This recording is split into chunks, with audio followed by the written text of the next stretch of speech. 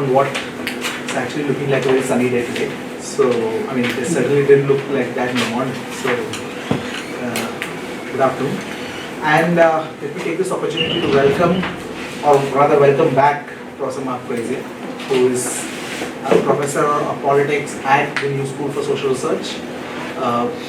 And he has followed extensively written on Chinese politics, especially from the lens of labor. He has looked at industrial citizenship, social policy, social welfare rights. At least his initial forays have been focused mostly, has been on China. But its India interest has developed of late, and that has eventually resulted in the publication of this book, which I got hold of it quite recently, though I have to admit that we only recently started reading it. And Mark is actually in this book, which also reflects, it's also a segue into his talk, is talking essentially about urban and urban protests, and he's looking at citizenship from the lens of urban protests, which is quite interesting. This book is basically a look at 20th century Mumbai and Shanghai, basically looking at how workers and especially they felt themselves in the urban form, and how through the course of history you could also compare and build the strands of comparison between two cities or port cities, as his initial title of the book was sounding. So that's quite interesting. Now the topic which Mark is going to speak now speak today is quite interesting, and actually in this country we are at a very critical juncture. I mean, in terms of questions of citizenship and how the state and the citizens are interacting or negotiating with each other. Those questions have really come to the fore over the last couple of months. And so whether is it the citizen trying to find the state, or which inevitably leads to the state finding the citizen. So which can be about claims. So claims, and also this entire notion that citizenship is something which has come out as a bundle of rights.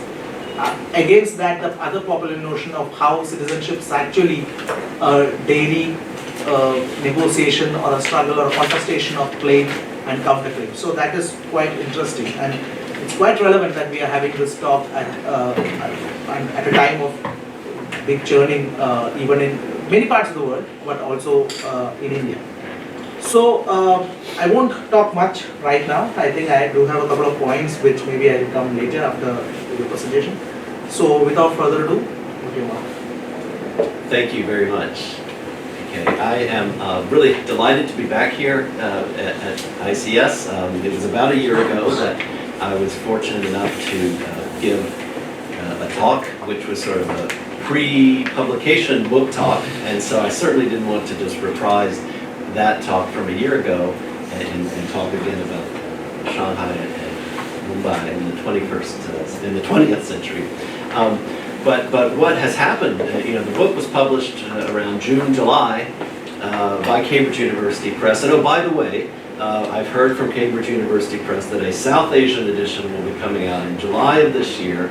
The estimated price is about 700 rupees, which would be something like 1/10 of UK price. So, with apologies to anyone who bought it, and I was really happy that it came out in both. It came out in both hardback and paperback at the same time, which makes this, certainly affordable even in the U.S. Like the typical Cambridge price, what that is in hardback. At any rate, so that will be coming out. And what also happened in June of July last year, as we all know, is that these protests broke out in Hong Kong on June 9th and have seemingly snowballed into a vast movement whose direction and nature we have no idea of knowing, and I certainly will not give you a solid prediction, except what I can say at the end of the talk about the contingency of such moments.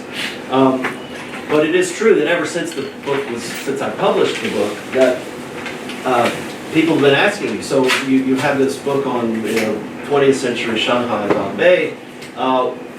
What concepts or ideas or lessons drawn from the protests of history in those two cities can can we see in Hong Kong today? In other words, how can we read the Hong Kong protests from the angle of the book? And it's not a crazy comparison, of course, because Hong Kong, like Shanghai in a kind of semi-colonial way, and certainly like Bombay, all growing up as and emerging in a modern form anyway, as cities that are part and parcel of British colonial capitalism as it was practiced in the 19th century. So, as was alluded, make sure this is, okay, yes, pretty sensitive. So, we are now in a global protest wave that, as was alluded to earlier, involves one of citizenship as one of the central components, whether we're talking about America, China, or India, or many other places. These are fierce debates over who is and who is not a citizen. The governments, regimes of these states are all in some ways disrupting older, maybe constitutionally based notions of citizenship. And in some cases, in many cases, I'm thinking particularly of America and India and China, that there is a notion of ethno-national citizenship, in which those who are not members of the majority ethno-national group are considered to be second-class citizens, if even that. We also see in protests breaking out in numerous cities around the world. I'm thinking of Santiago, Chile, to Paris, France. Protests in which residents of cities who are fed up with inequalities are seemingly exploding into massive, large-scale, sustained protests over things like increases in metro fares in the case of Santiago, or increase in petrol fares, petrol prices in the case, taxes in the case of France a year ago with the Yellow Vest protests, and now, of course, with the adjustments in pensions causing this long-standing protest movement in that country. In the cases especially of India today and in Hong Kong of today, and even as I will argue in the Shanghai of a century ago, the regimes in which these protesters, are confronting can arguably be termed as a kind of hybrid regime. That is a mix of some authoritarian elements and some liberal elements. And it is this existence of liberal elements, of rights that are enumerated somewhere, be they in constitutions or laws, that people are asserting these liberal conceptions of citizenship against and in opposition to regimes who in their authoritarian modes are undertaking to narrow citizenship. Well, a century ago, of course, for those of you who know the history, it's the end of World War I. Nationalist aspirations, which have been a prominent part of the struggle, and promises made by many imperial powers that upon the conclusion of this war, these empires, whether it be the Ottoman Empire, the Russian Empire, the Austro-Hungarian Empire, were going to create nation states out of the pieces that these empires have broken up into. And of course, that only holds for some empires and not others. And it's probably, the British making promises that they failed to keep. Rising empires like Japan encroaching upon China, which will be very important. But even then, under this nationalist wave of protest and aspirations for nation states, the question of citizenship still remains central. There's if we're creating a new state, a new nation state, it's going to be called Czechoslovakia. Well, what about the non-Czech and the non-Slovak populations living in there, such as the Germans? Are they citizens or are they not? So this is a recurring theme in both periods, I would argue. In China, the nature of citizenship in the Republic of China is unresolved also. As I mentioned, encroachments by Japan and insistence that older imperial powers like Britain, that its empire is, insistence or objection to that somehow the British are exempt from the global trend of empires giving way to nation states. So, outline of the talk today, these 4 parts talk about events as kind of causes of these large-scale historical transformations. and with details on Shanghai of 1919, Hong Kong of the present day, of course not finished, it's 2019 dash, meaning as yet unfinished. And if we do find similar citizenship movements in the two cities a century apart, so what? What is the significance? What are the implications that we can draw from that?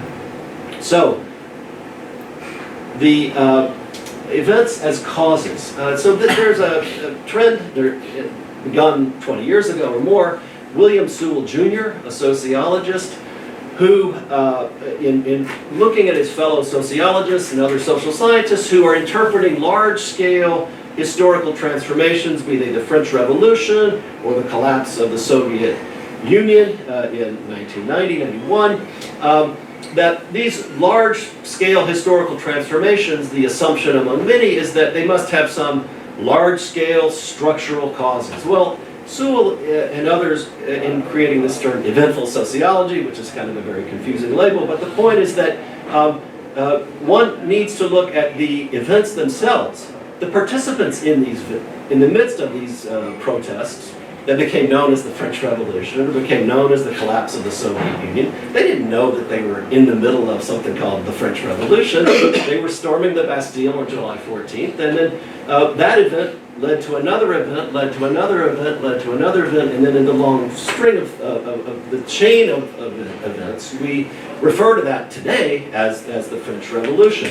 And so I think this is relevant when we look at something like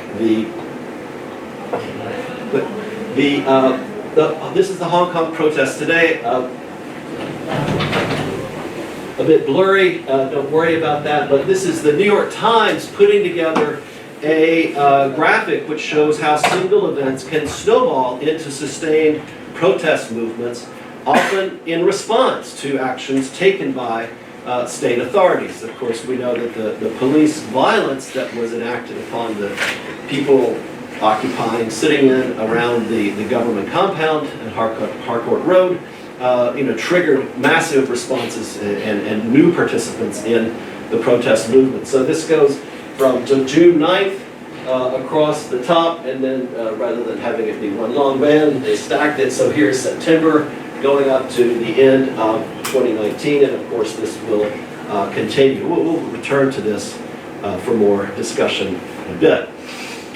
So what this literature on eventful sociology focuses on a bit often is studies of causes of large-scale political transformations that are selecting the cases in which the protest movement topples, succeeds in overthrowing the French monarchy or the Soviet Empire.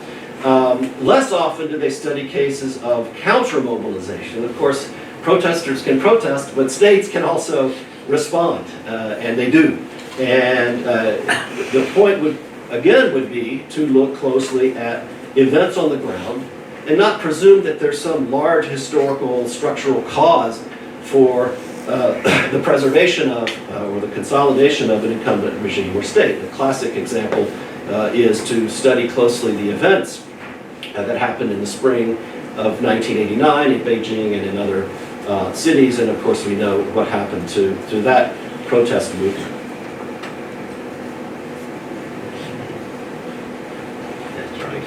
Okay. Oh yeah, do the arrow. That's a good suggestion.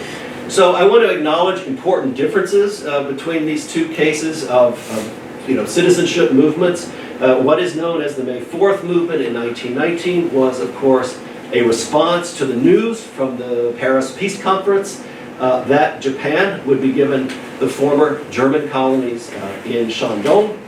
And the events in Shanghai were, of course, reactions to the student marches in Beijing on May 4th, in which the students demonstrated in what later became Tiananmen Square.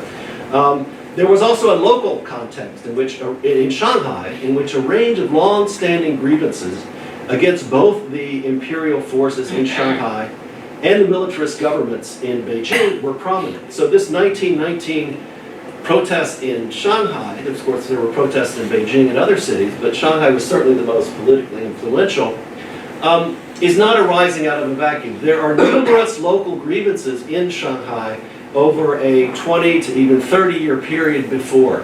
And I can go over these in a little bit of detail here, but we can return if you're interested in some of them. But these cemetery riots, for example, what were known as the cemetery riots were reactions to just the French authorities and the French concession grabbing land that had been intended for burial plots for some of the native place associations in the city. An anti-American boycott in reaction to continued immigration restrictions on Chinese citizens into America.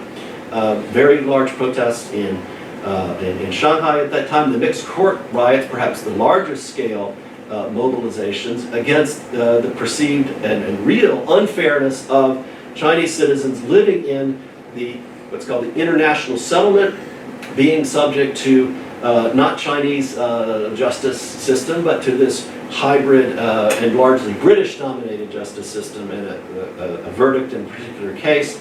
In fact, I opened the book with it. A verdict in a particular case leads to sustained boycotts and eventually to street riots. This, of course, is also a time in which many localities in China, especially Shanghai, are seeking local autonomy, not from the imperial powers, of course, but also from Beijing. The late Qing dynasty is permitting some local, not independent certainly, but local autonomy, giving power to local officials to carry out certain functions. Of course, that does not prevent the collapse of the Qing dynasty in 1911, and the militarist government under Yuan Shikai, one of many that take over after 1912, will abolish the Shanghai City Council, making local elites there have numerous grievances about now being dominated by both the international settlement authorities, by the French authorities and the French concession, and now by Beijing itself.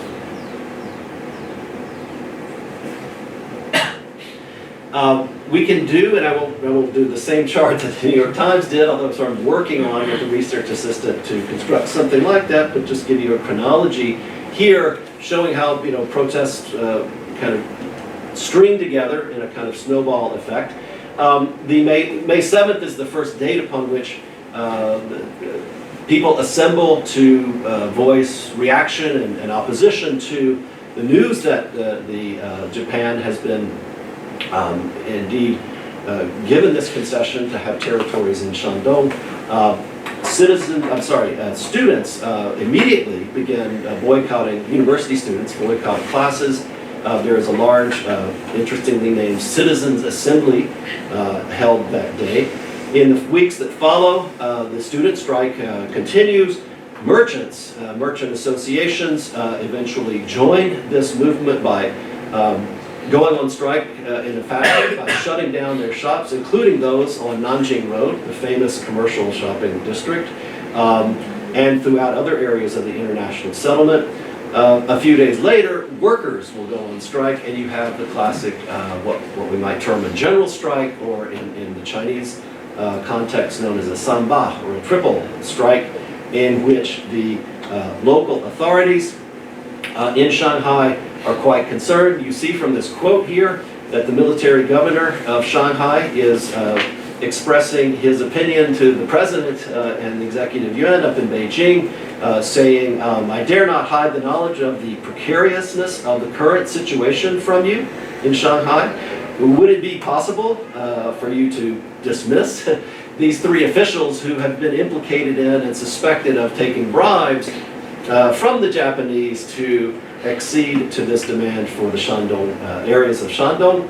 And this would be, the military governor suggests, a nice gesture on your part to express sincerity and kind of respond to the demands of the protesters. And indeed, a few days later, victory is claimed. The Beijing government does indeed remove these three officials and releases, importantly, students who had been arrested back on May 4th when this whole protest movement began. Tragically, the next day, a celebratory march of workers and others, store owners and clerks and so forth, are proceeding out of Chinese territory, Chinese administered territory of Shanghai, into the French concession, The French concession authorities generally are okay in condoning marches, but the international settlement authorities do not like to have protest marches or even just marches, holiday marches, festival marches of any sort. And a British official ordering the crowd, the marchers, to at the border of the international settlement to please turn around or face the consequences. The order is never heard, as it rarely is in such kinds of clamorous circumstances. And what happens is that the British official orders the ranks of the Shanghai Municipal Police Force to open fire, and as you see there, 9 workers are fatally wounded, many others, of course, wounded in this shooting. This, of course, sends the city into further patterns of contention, now completely unrelated to what's going on in Paris at the Versailles Peace Conference. But by late June, the word is, rumors have it that the Chinese delegation in Versailles might actually sign on to the treaty, might accept the treaty with its demands, with its clauses, conceding this territory to Japan. And a very large rally, the largest yet, is held at the public recreation grounds in Chinese administered territory, 100,000 people, estimated crowd. A few days later, the word arrives that the delegation has in fact refused, famously, now you see in some of the old archival materials, this document in which the Chinese delegation is expressing its opposition. They refuse to sign the treaty, and the movement comes to a close on July 4th. The legacies of this 1919 protest movement are extremely important in fomenting popular protest over the next decade and leading to eventually the founding of the Nationalist Party government in 1928. And in circumstances that, if you know modern Chinese history, and especially if you know Shanghai history, are marked with a lot of bloodshed. But the point being that up to that point, the legacy of this cross-class alliance, the protest repertoires of using the fragmented sovereignty, the multiple zones of sovereignty in Shanghai, to your strategic advantage as a protester, protesting column or organization, new media, as we might say it today, the technology of the telegram, delivering telegraphs to newspapers who can then quickly print bulletins, people being able to read bulletins out on street corners to assembled audiences in Shanghai, pressure on the Shanghai Municipal Council to undergo political reforms, to reform this hybrid authoritarian liberal institution that I'll talk about in a moment, and of course May 30th, what's known as the May 30th movement in Shanghai in 1925 is in response to a massacre, another massacre, one that's much more famous in the history of Shanghai, infamous in the history of Shanghai, of 13 students outside a police station on Nanjing Road that leads to a much longer, much more sustained, much more serious triple strike, but again, picking up on the repertoire from what happened in 1919. Here's a map of Shanghai as it looked in the old days, and if you, some of the close details describe in what year which authority acquired which land. But if Hong Kong's sovereignty is captured under the slogan of one country, two systems, then in Shanghai, indeed, 100 years ago, we had a city with three systems, one city, three systems, different laws and policies, both formal and informal, on what was permissible and what was not in terms of press and publications. I mentioned marches earlier, in terms of organizations even. And there's a famous newspaper I'll get to in a moment that would never have been allowed to exist in the Chinese administered areas, but it is a Chinese language newspaper that operates successfully and profitably and very powerfully in the international settlement. So what makes the international settlement so interesting is, as an imperial nation, it is different from the French concession, which you see here in the lower left. The international settlement, this gray line stretching, I've underlined the words international settlement, but its territory extends roughly here. And the international settlement is in some ways a self-ruled city, city-state, I should say, by a British-dominated group of multinational trading companies. that possessed claim to territory and administered its own public works division and its own police force. And so, unlike the French concession, which was responsible to and accountable to a consul general and then to the French foreign ministry, the international settlement is basically kind of operating on its own. Of course, the British Parliament, the British Crown can try to lay claims to and influence the direction and policies of the Shanghai Municipal Council, but not in any, doesn't have any legal or direct way of doing so. Chinese protesters at this in 1919 and in the years that followed could take advantage of this ambiguous sovereignty and fragmented sovereignty to march on the streets and cross from one jurisdiction to another.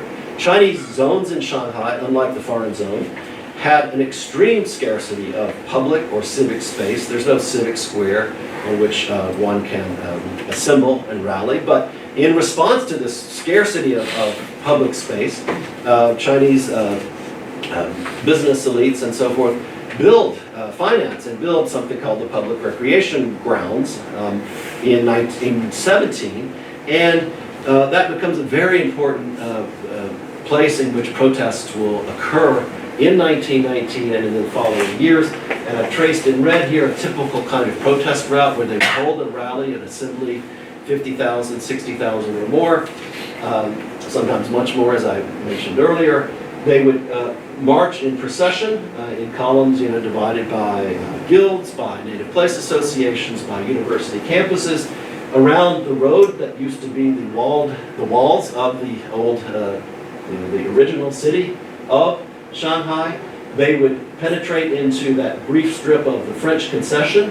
They would then cross over into the international settlement, where, remember, marches are prohibited, and would very often kind of scatter into small groups and try to define themselves not as actually a march, but just a walking group of students or people. And Nanjing Road to the left or the right, walk around there, make sure that the merchants are keeping their shops closed. If anyone's found to have a shop open, you maybe use coercion to keep them from falling in line with the boycott. And of course, marching to consulates, the Japanese consulate in the upper right-hand corner, a common destination. Leaderless protests is also a quality that we see in Shanghai of this time. Leaderless in the sense that one could say that the organizations, that certain powerful organizations like the Shanghai Labor Union, pictured here in 1925, did arise later, and of course famously the Communist Party of China having its founding meeting, what would we call today its founding meeting in 1921, but the best way to think of this, and this is Marie-Claude Berger maybe overstating things a little bit, but because there were certain organizations like native place associations and guilds, but there were no political parties, no trade unions, or, as she says, permanent representative structures.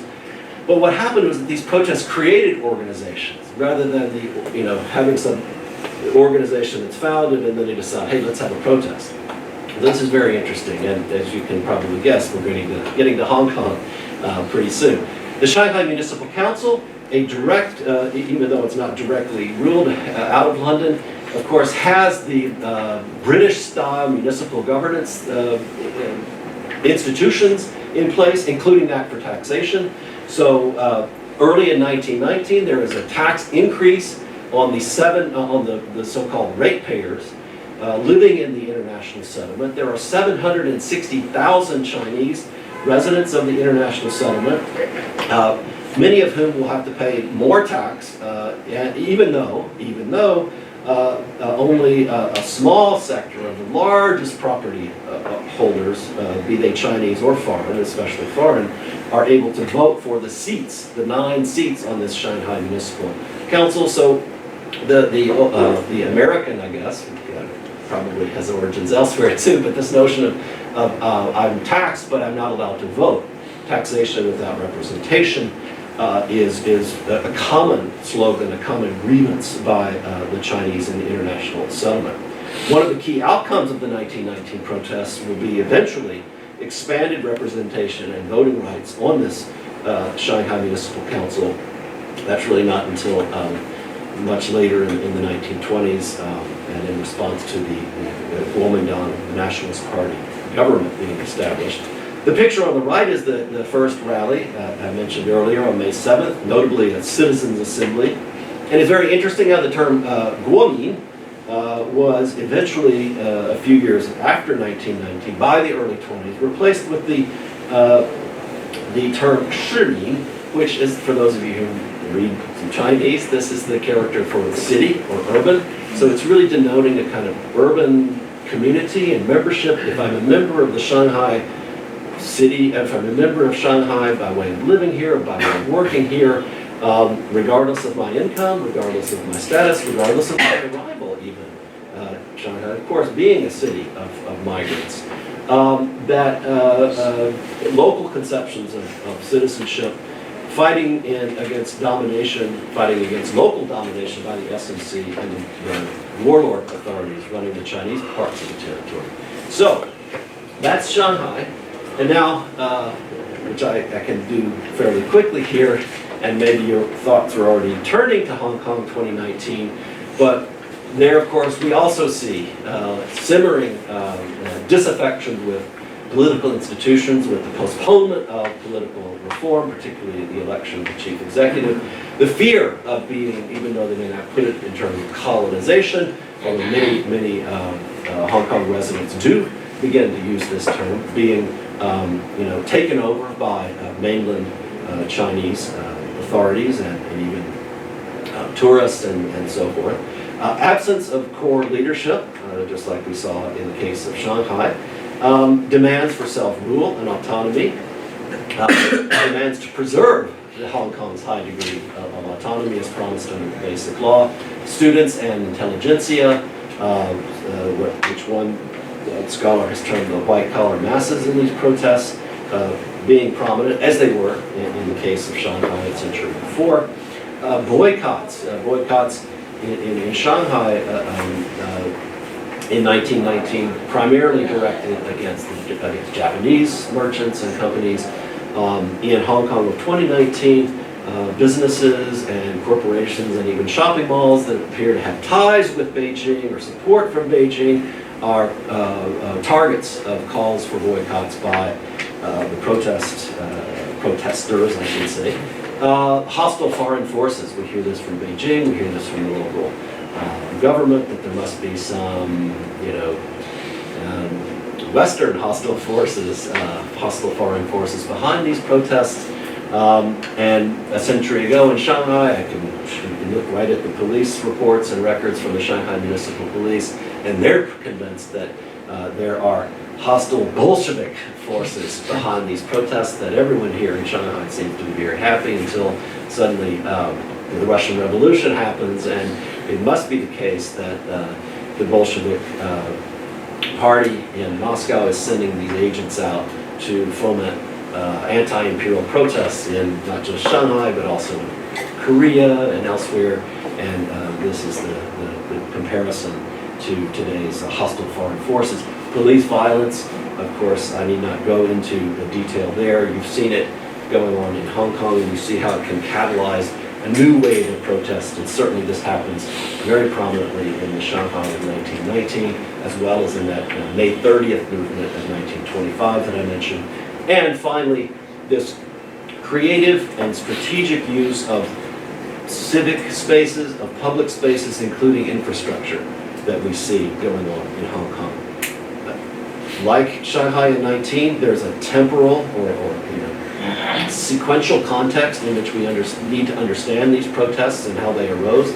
I won't go into all of these, but if there's a common thread to all of these, it's that it's to maintain a separate citizenship status as Hong Kong people apart from the PRC, in resistance to this economic and cultural and social and educational, all these integration moves by the government of Hong Kong at the request often of Beijing. These are moves by the Hong Kong people in response to maintain their distinct citizenship rights and even distinctive culture from the mainland PRC, while still, as many of them would say, still acknowledging their Chineseness, although that is also, of course, beginning to decline. As we saw in Shanghai in 1919, where city governments was a hybrid of French and Chinese and international settlement governance practices, some authoritarian and some, at that time, marginally liberal, such as the voting, even though it was a very limited franchise, and property, so economic liberalism very prominent in the Shanghai at that time, economic liberalism very prominent in Hong Kong of today still. The political institutions in Hong Kong are very much a blend of liberal and authoritarian institutions, with civil and economic rights especially prominent, and political rights somewhat restricted under, or even you might say very restricted in terms of the way the seats in the Legislative Council are assigned based on the voting, and especially, as everyone knows, for this lack of universal suffrage when it comes to selecting the chief executive, that there are 1,200 sort of handpicked by Beijing Hong Kong citizens, elites from various sectors who, basically ratify Beijing's choice for chief executive. And I think the contrast here is interesting. You see the old Legislative Council building with its clear British indications, and then what is this? The new Legislative Council after 2005 looks like any other civic space municipal building in a Chinese city, in a PRC city. I've mentioned the strategic deployments through civic space already. You see here interesting, memorable photographs when they took over, on August 12th, took over the Shanghai International Airport and disrupted it mightily for a day or two. I think this is the Pacific Mall on the lower left, with its ties to PRC, Beijing kinds of investment capital, yet also being a site of protests and disruption. And then on the other side, the Nanjing Road again, public recreation grounds again. In other words, both citizenship movements are deploying protesters in key commercial and symbolically important spaces. I do have a little bit in terms of crowd numbers, protest size. We shouldn't get too worried about this, but they're significantly larger in Hong Kong than they were in the city of Shanghai, which then was 2.5 million only, although later on in the 1920s, it would be more like 8 or 9 or 10% of the city's population. Both citizenship movements also owed their power to what we might call media celebrities. Shi Liangcai is on the left. He's the editor of the newspaper I mentioned earlier, Shanbao, which through his own individual social networks and through his work as an editor is connecting students with merchants and their associations, and also, of course, through the way in which he publishes news of the protest accounts in 1919 and later in the 1920s. He eventually becomes, after the nationalist government is established in 1928, he becomes so critical of the Nationalist Party that he becomes a victim of their assassination squads. That's why you see a relatively short life there, 54 years old. He's assassinated in 1934 when he took the mistaken, as it turns out, journey out of the he was living in the international settlement. He was protected there. He took a trip with his family to Hangzhou one weekend and was assassinated by these hit squads on his way home on the road between Hangzhou and Shanghai.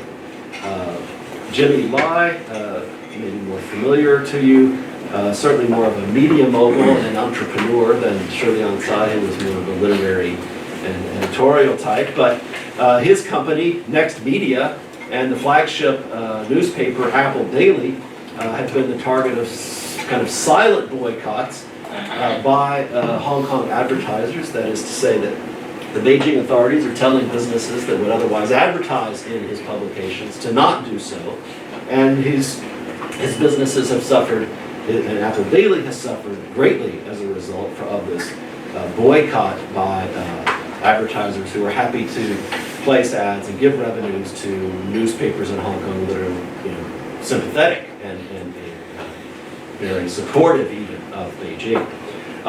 Jimmy Lai has faced threats and intimidation.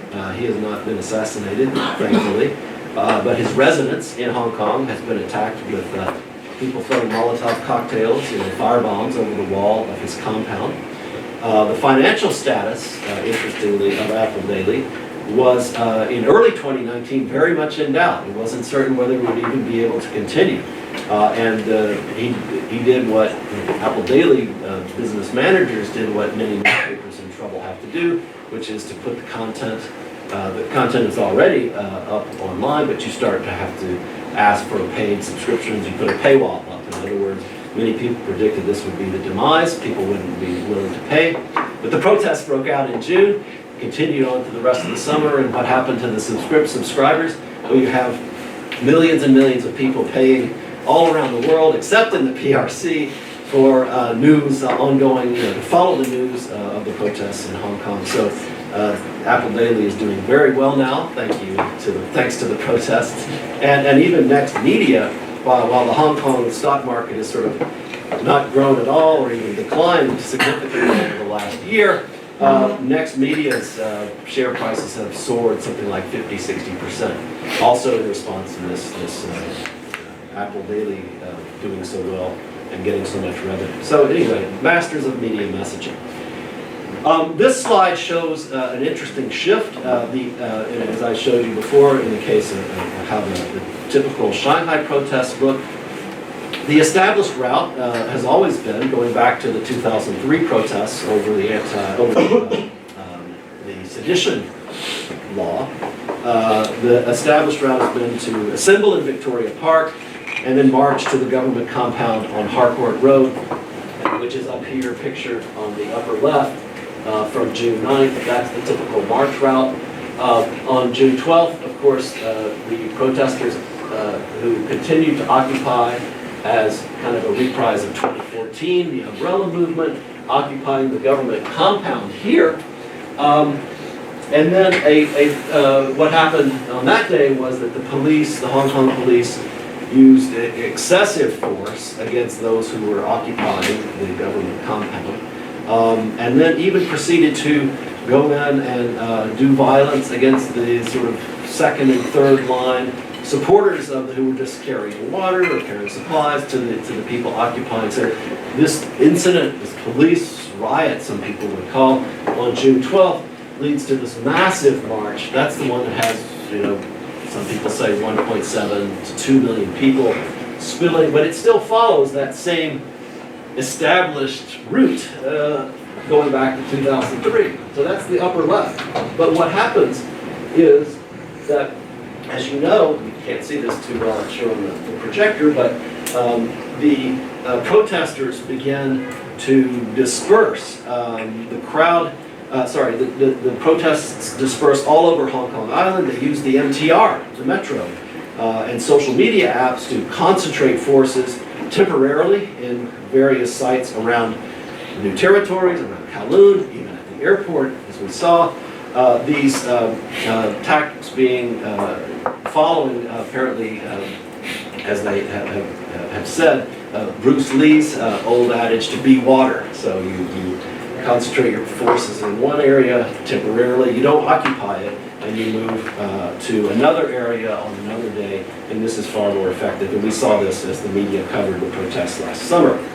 Here we are on this slide again, and the dots, the yellow dots that you can barely make out, are only events. It would have been better if the New York Times had probably used larger circles to indicate the size of the protests in terms of participants.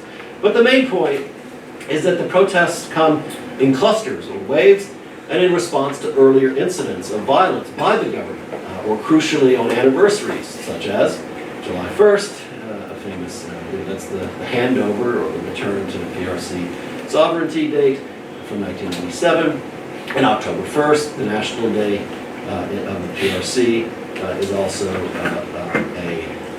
a date upon which there will certainly be future protests held, and there certainly was a very large one held last year.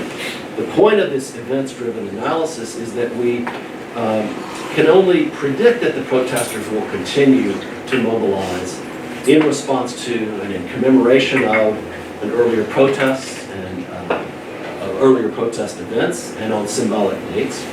And that, as we also know, that the state and its security forces will counter-mobilize. And we will see a kind of cycle carrying out into the future. But as I mentioned earlier in the talk, how this constellation of forces aligns, what happens during the confrontations, what level of violence is reached before some resolution, if a resolution is ever attained, that's impossible to predict. And that's where this notion of contingency and agency comes in understanding these protest cycles, rather than stepping back and saying, oh, it's the housing crisis, it's the economy, it's large global structural forces that are in play, and these are the real causes of this disaffection. So this is the contrast that I'm trying to draw here. What I can say is that the core issue is over the meaning of Hong Kong citizenship vis-a-vis that of PRC citizens. Separate status is, of course, delineated in the Basic Law of 1990, and the mini constitution that was in place, of course, before 1997. But in practice, there is becoming increasingly a kind of convergence in the types of citizenship, bundle of citizenship rights that PRC citizens have and Hong Kong citizens have. The whole point of the extradition agreement, or extradition bill that was withdrawn, of course, but the one that supposedly set off these, that did set off these protests in 2019, was the idea that Hong Kong citizens can, under certain circumstances, such as violating a vague state security law, face trial in a PRC court. So in that way, you're being accorded equal status, equal citizenship, even a degraded citizenship of that of a PRC citizen. And less often do we hear in reports, but there have been scholars who've done a lot of work on the PRC migrants who are working away, some would even say slaving away, as housekeepers, as other kinds of low-income occupations in Hong Kong. And it is very true that they suffer a great deal of discrimination at the hands of most Hong Kong residents, including their employers, especially in those cases of housekeepers. And the general view by these Hong Kong citizens is that you don't deserve, you're not a citizen of Hong Kong, you don't deserve inclusion in social services and the like because you're not a citizen. And of course we hear lots of stories of tourists and even many of my students who are from the PRC who go to Hong Kong and say, we never want to speak Mandarin because the taxi driver won't take us anywhere if we do that, or we won't get any service at a restaurant. So now we're at the what does this matter point of the talk. If we have these two cases of citizenship movements that happen to be a century apart, and the similarities in the tactics and event cycles that I've already noted, what are the larger implications? So one is that, rather than citizenship taking place from a legal document and people thinking of themselves as citizens because it says so on the paper, that these protest cycles are really moments in which we see citizenship formation, different kinds of citizenship being created.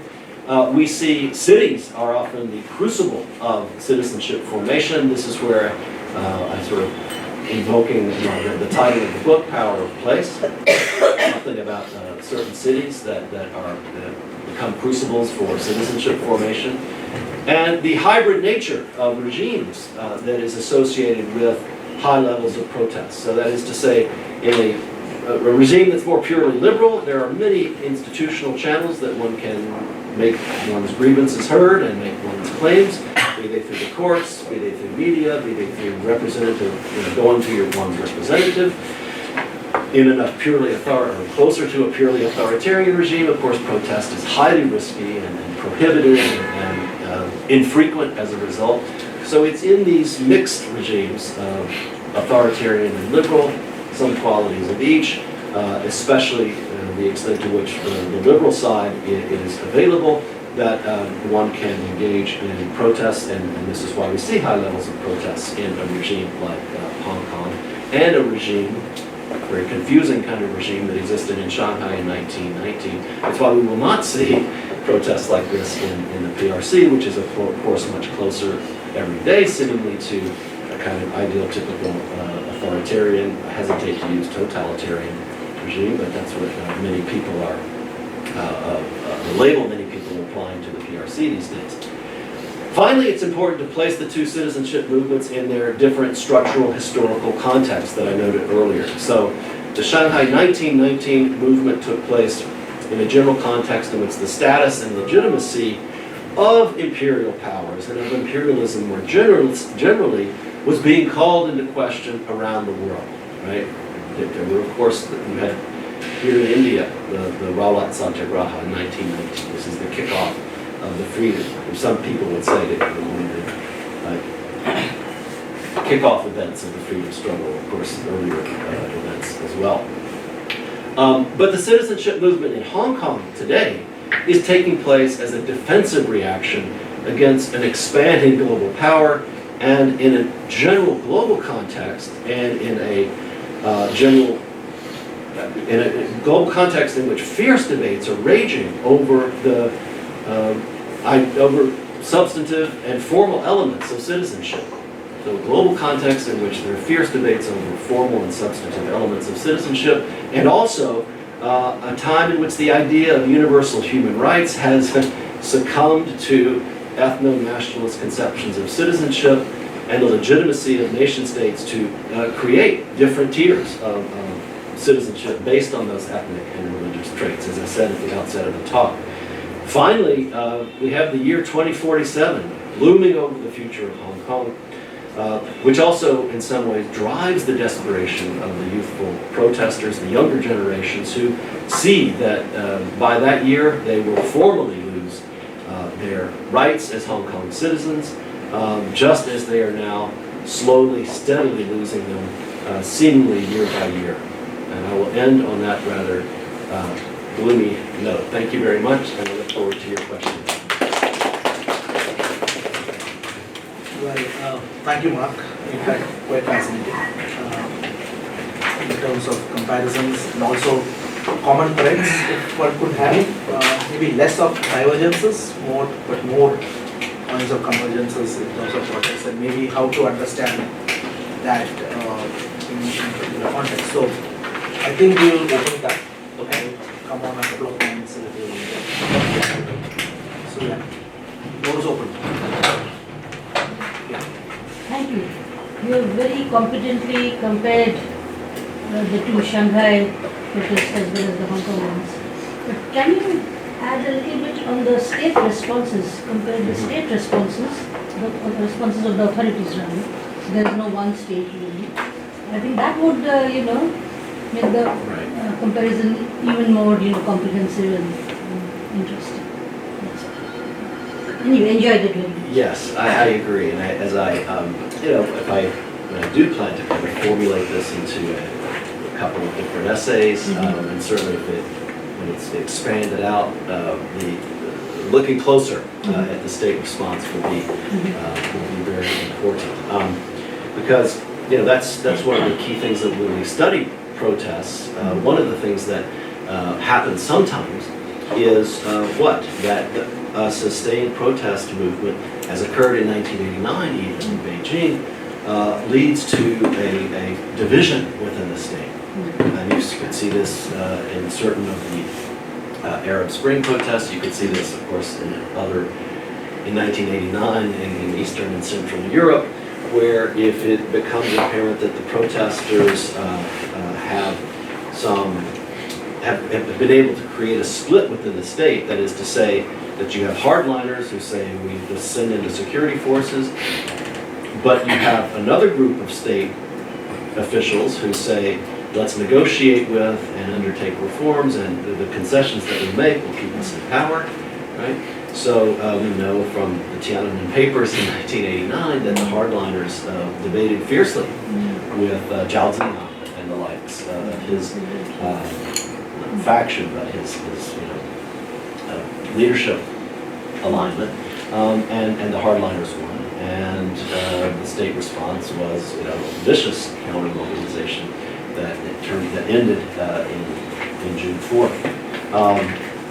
We could talk about the state response in Shanghai in 1919 as being, complex. There was the French response, there was the Shanghai Municipal Council's response, but then there was also the response from London, from the Parliament, which was viewing this and saying, why do we have this? And so there was even pressure from the state of the UK on the SNC to reform, and so in some ways it was the local SNC hardliners versus the Parliament in London calling for reforms, compromise, negotiation with the protesters, and this continues, of course, throughout the 1920s. With the case of Hong Kong, 2019 and running into the present, the state response, we keep waiting and worrying that there will be a replay of 1989. I don't hazard to make a solid prediction, but I would say that the probabilities of that being reprised are fairly low. But unless there is some excuse that they can draw upon to engage in that kind of reaction. But what is more, I think, the better way to characterize and the better way to think of a scenario of this future state response is what's been happening already, which is that you sort of let the Hong Kong police have a longer leash. You tell them that you're Beijing, and you kind of give the word that there will not be punishment, that there will be that it is your responsibility and your job, and we can help you in other ways. That we can help you through various channels, including maybe disrupting some of the communication channels. I'm kind of impressed that thus far we haven't seen the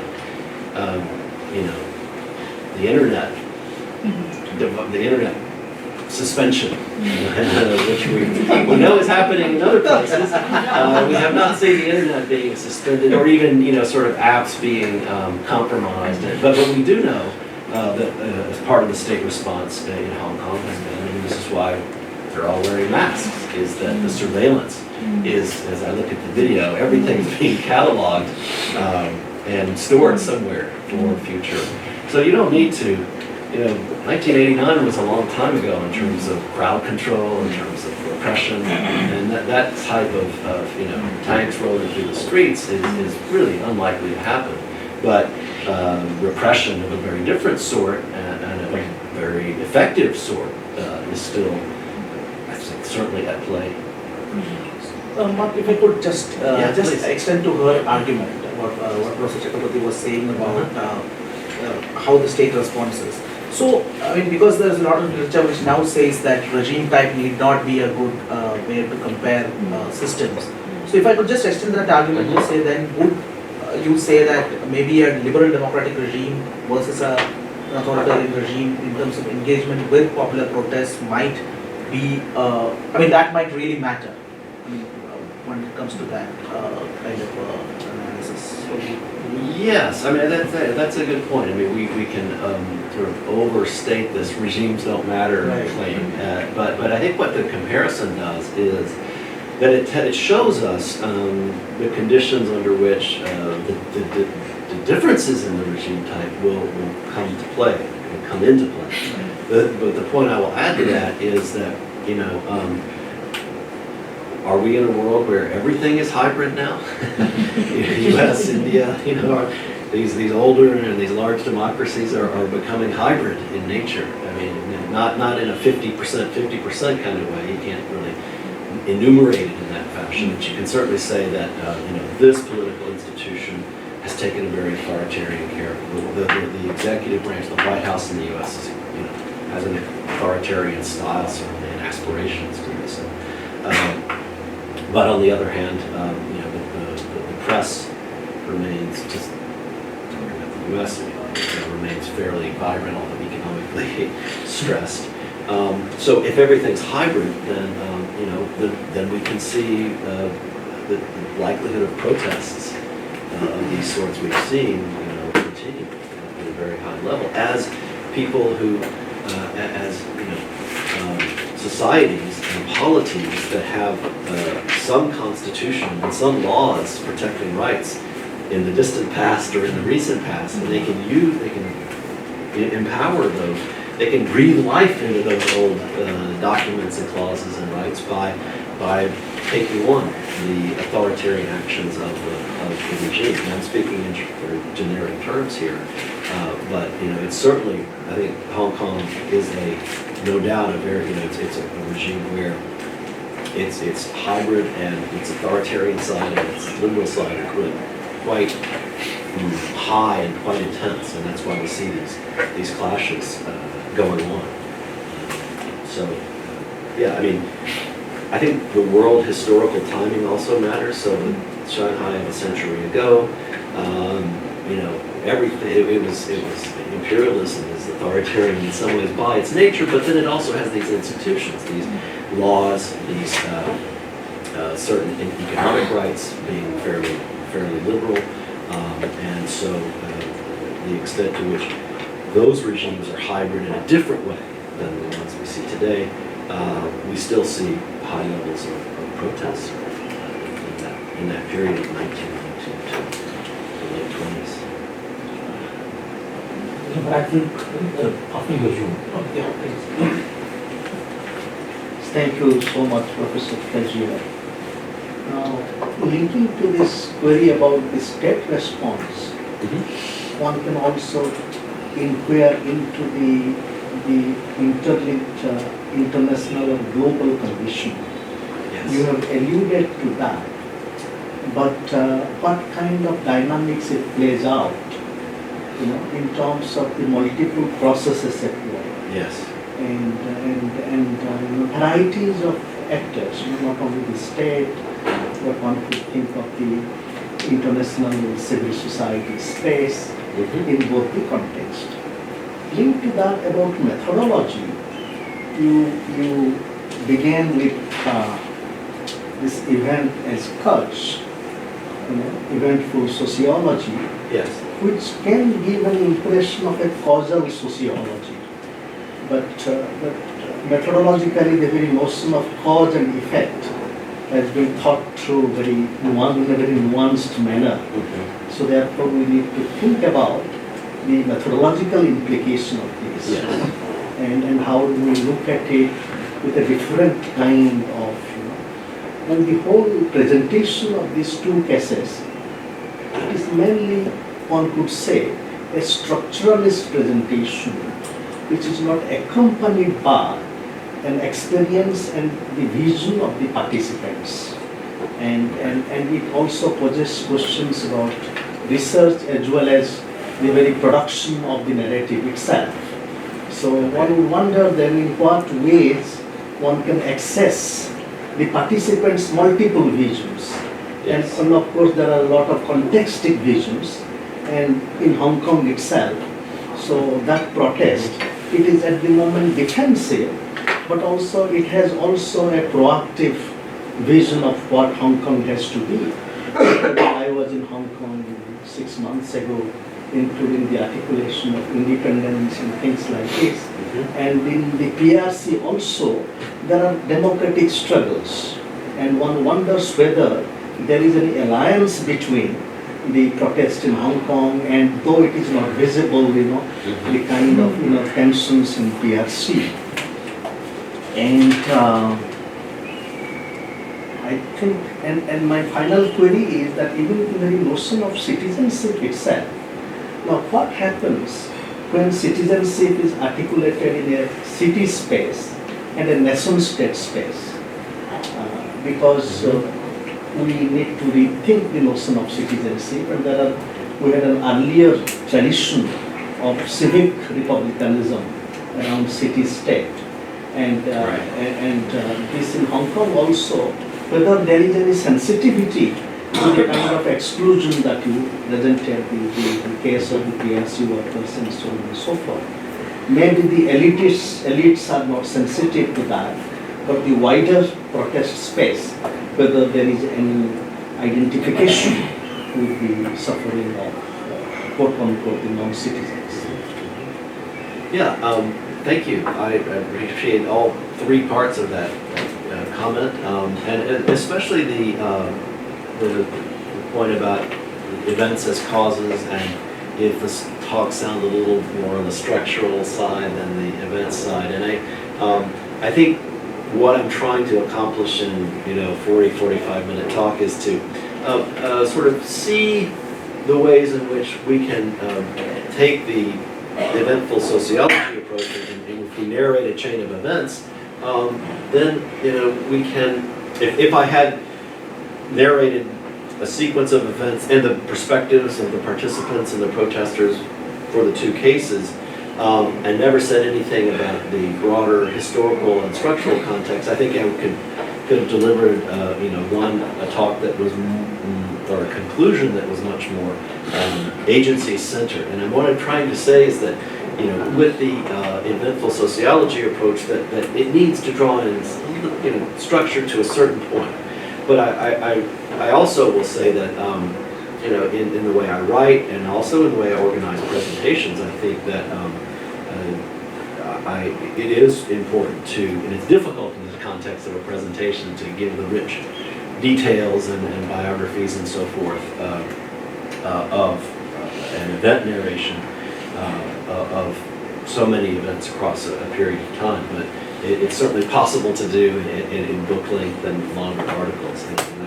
And that's it, as I mentioned, that's what I'm working on now, is trying to piece together the 1919 story in Shanghai through not just the widely known events of May 7th, June 8th, June 12th, June 13th, but all the smaller, less events that are paid less attention to.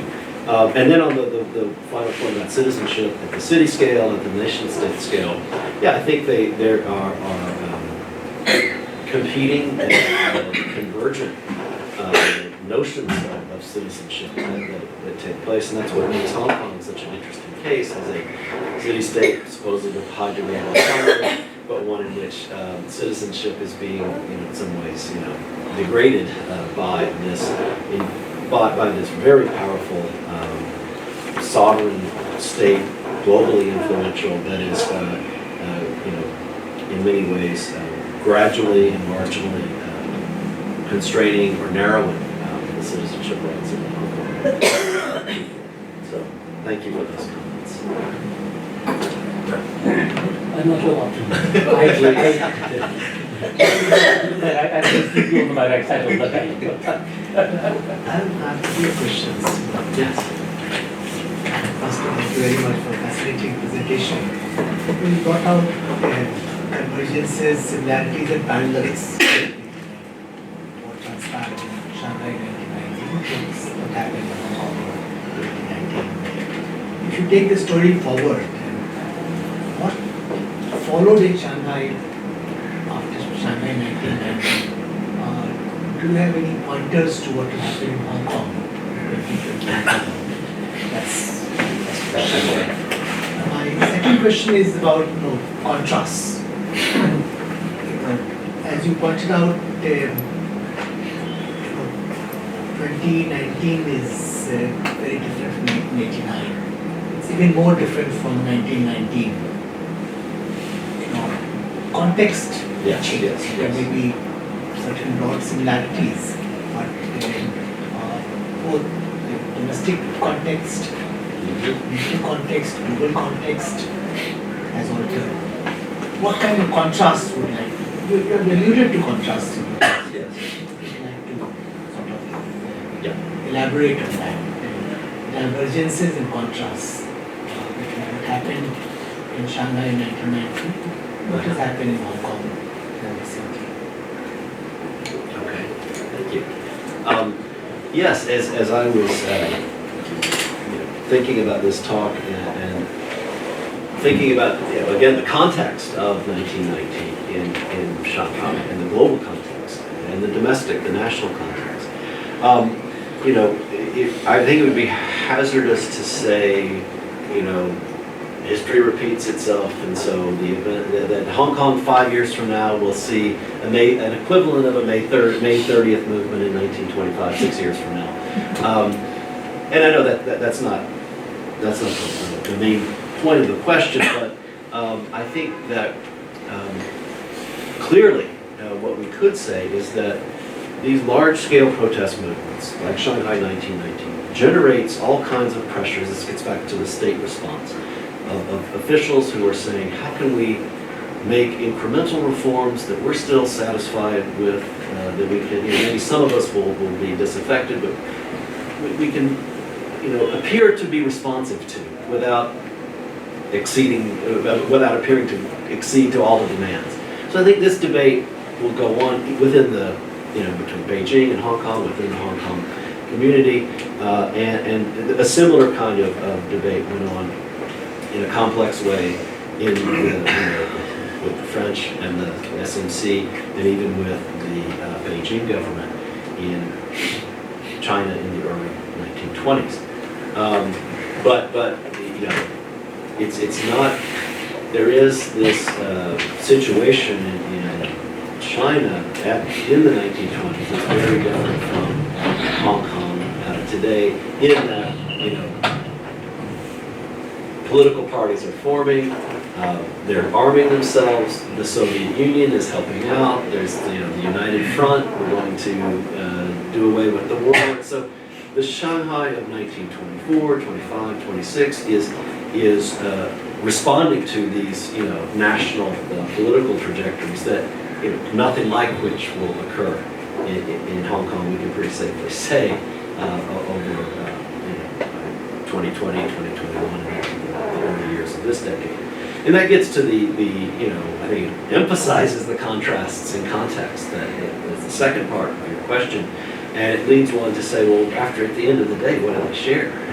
And I think that what they share is when we go down to the micro level, to the street level, to the civic space level, and we look at grievances about representation, we look at grievances about taxation, we look at grievances about provision of public services, we look at grievances about police violence, we look at the strategic use of the urban political geography, that there is where we see.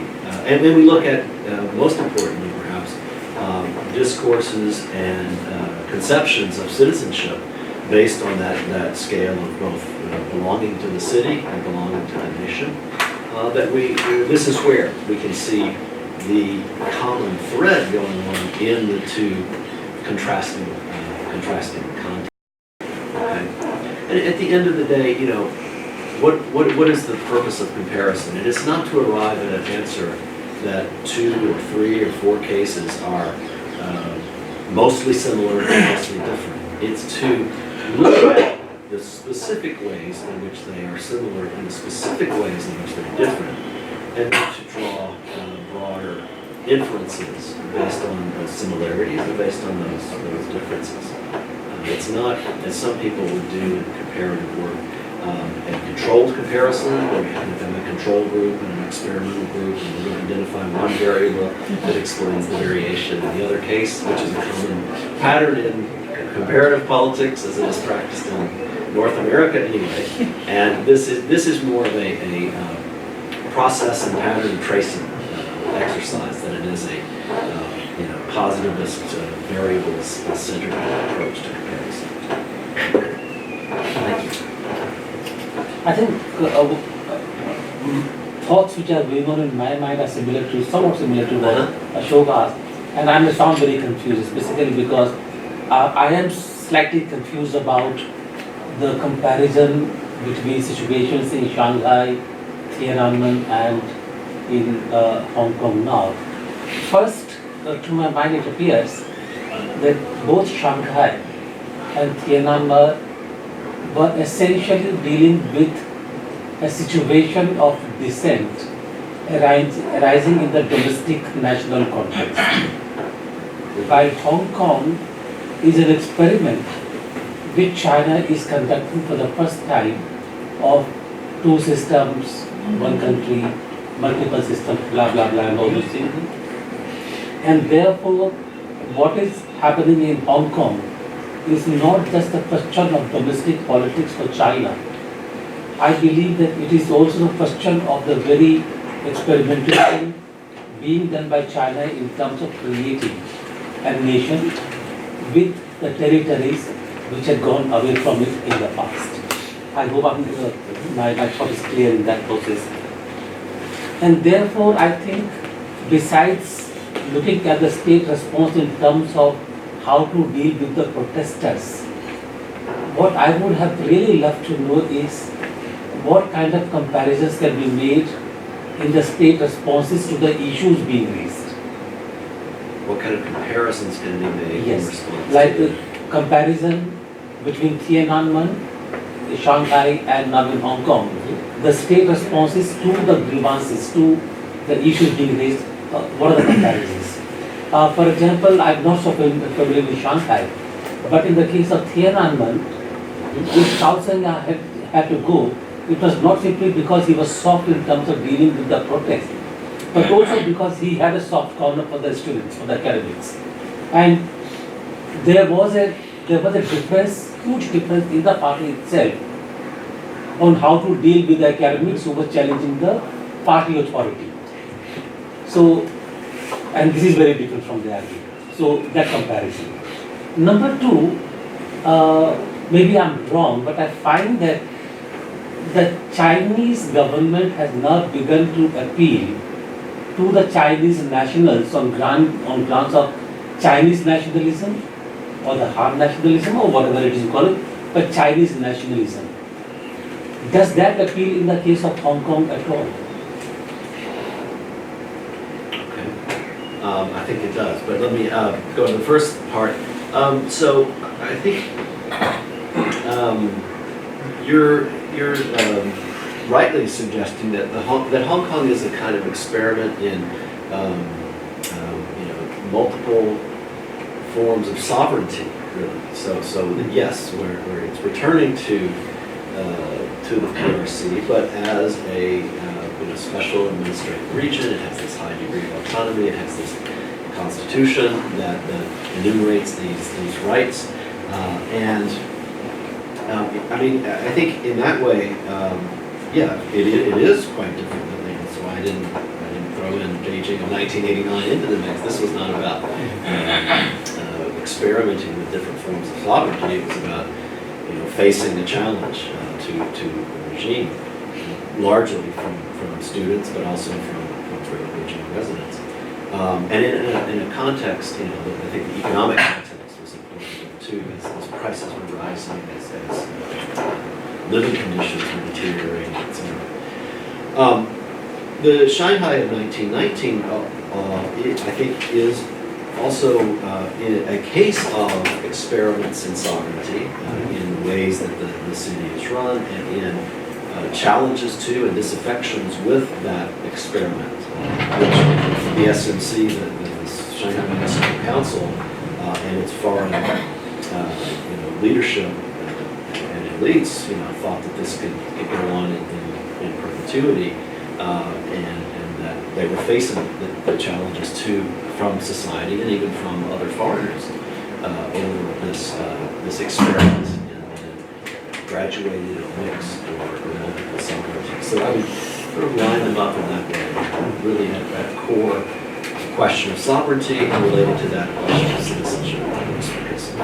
Saying you're sovereign over this area, but the people who live in this area have a different form of political membership than the people who live in this part of the sovereign territory. The other point, nationalism. So the Chinese government's response, I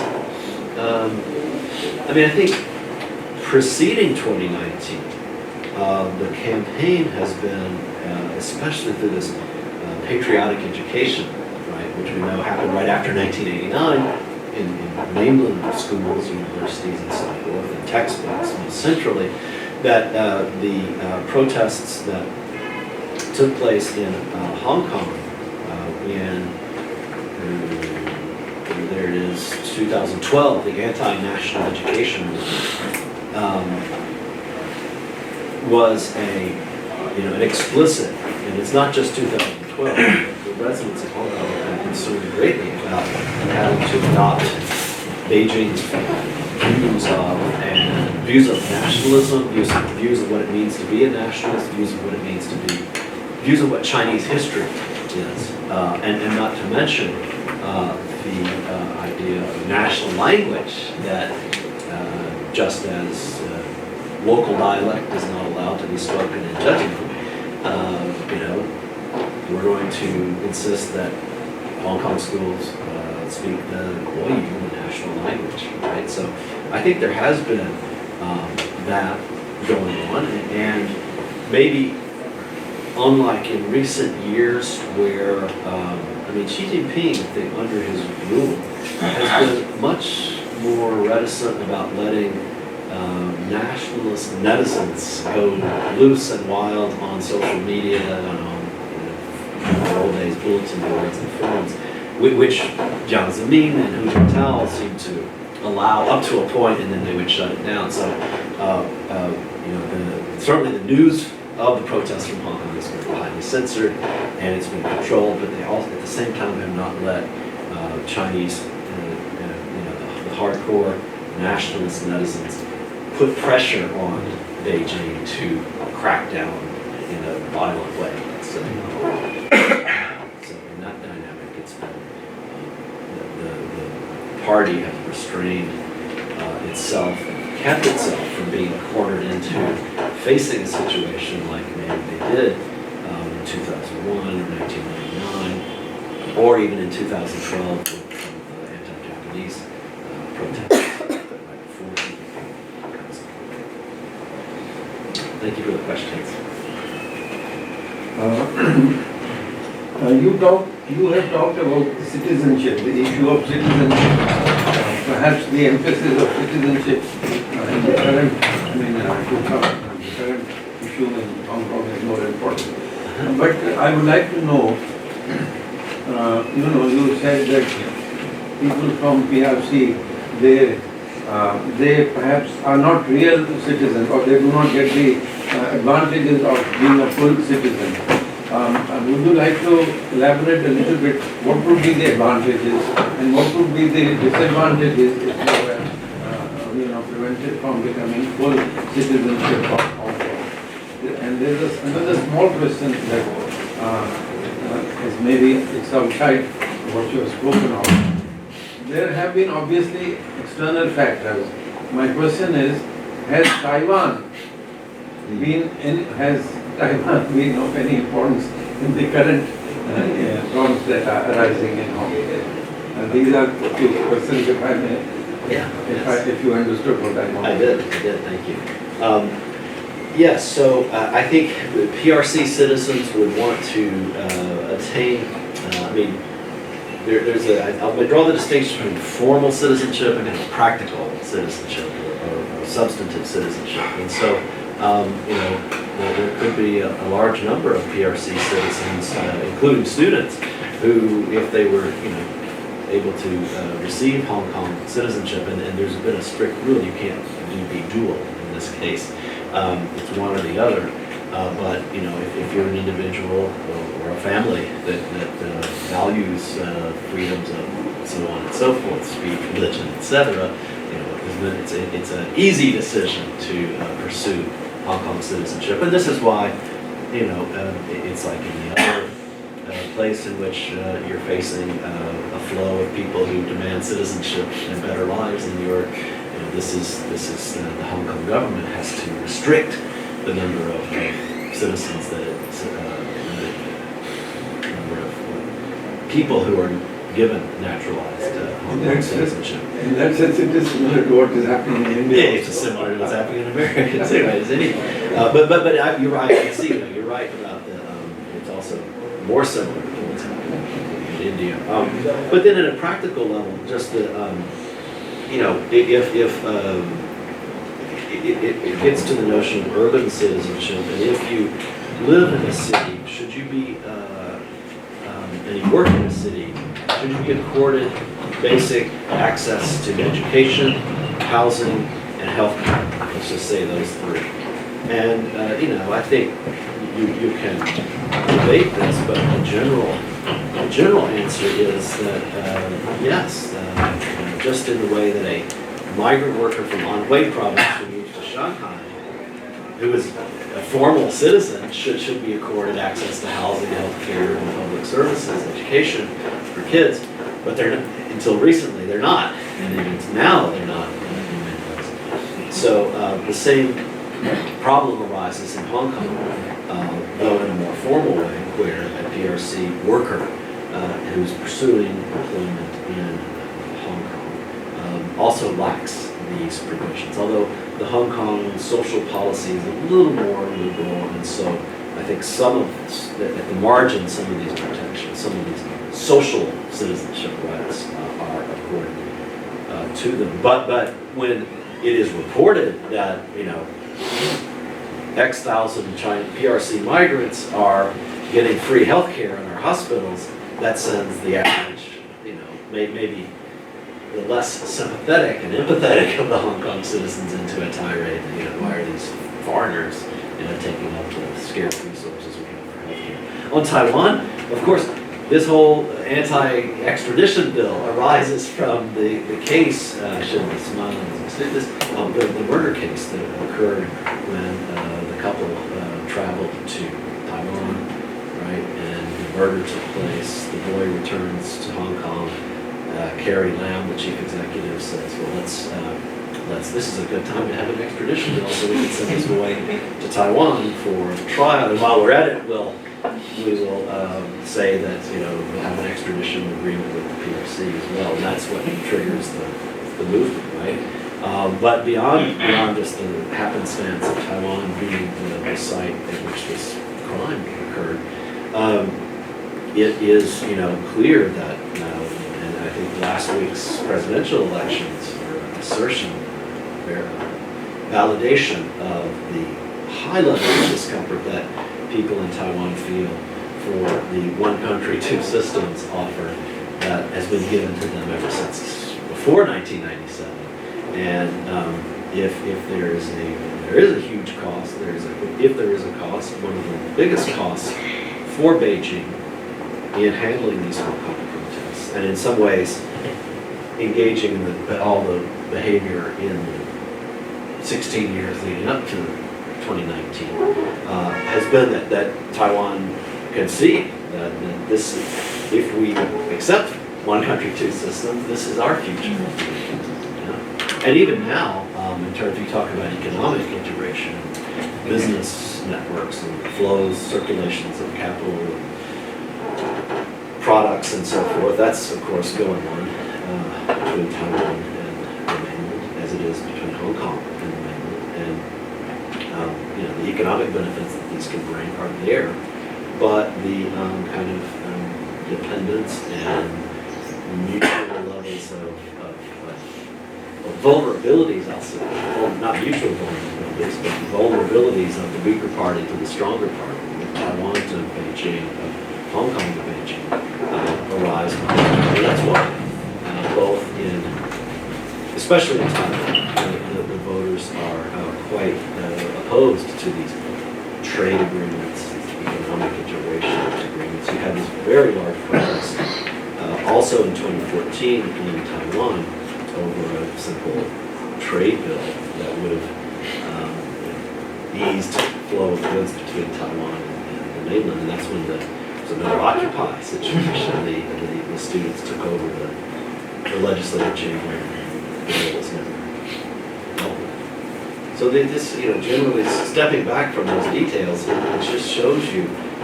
this ways in which the multiple forms of sovereignty that are, going back to the 19th century, a result of Japanese imperialism, British imperialism, these post-colonial multiple forms of sovereignty are still with us today, right? We're still debating and you can turn to India and look at some of its sovereignty disputes that are, arising from a long time ago with the British and the decisions that the British and others sovereignty and citizenship,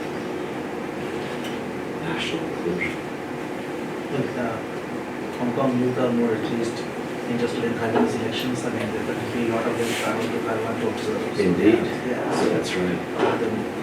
What cascading effect if that would be. They went back to celebrate it. No, yeah, that's also. Results came out. Yeah. A lot of them traveling and understanding them Hong also. Kong to Taiwan, the challenge. Is that foreign interference in an election? In some ways. Yeah, the Chinese need to very Taiwanese elections in good shape. Taiwan people be able to have their sovereign say without outside interference. They always, yeah. So you were making a comparison between 1919 and 2019 protests. So you're talking about the role that workers played in the 1919 Shanghai protests, workers' strike and everything. So what kind of participation you see amongst workers in Hong Kong in the 2019 protests, and Yeah. I mean, what are the factors that help them mobilize? Like you see in the 1919 protests, native place associations play an important role for workers Right. in their associations. So do you see certain kind of similar associations, or what are the factors that help them mobilize? Yes, I think that could be another important point that maybe mostly of contrast that the Shanghai 1919 employment is in low and middle income occupations, of course, is heavily in manufacturing. This is one of the world's leading producers of textiles. That city is by the early 1920s, and so workers in Shanghai, when the textile workers go out on strike, it really has a grave threat. In Hong Kong, manufacturing is long since gone, but a way in which they're similar is that the crucial role that in Shanghai of 1919, like Hong Kong in 2019, played by public sector workers, let's say, those who operating streetcars, operating power plants, operating waterworks facilities.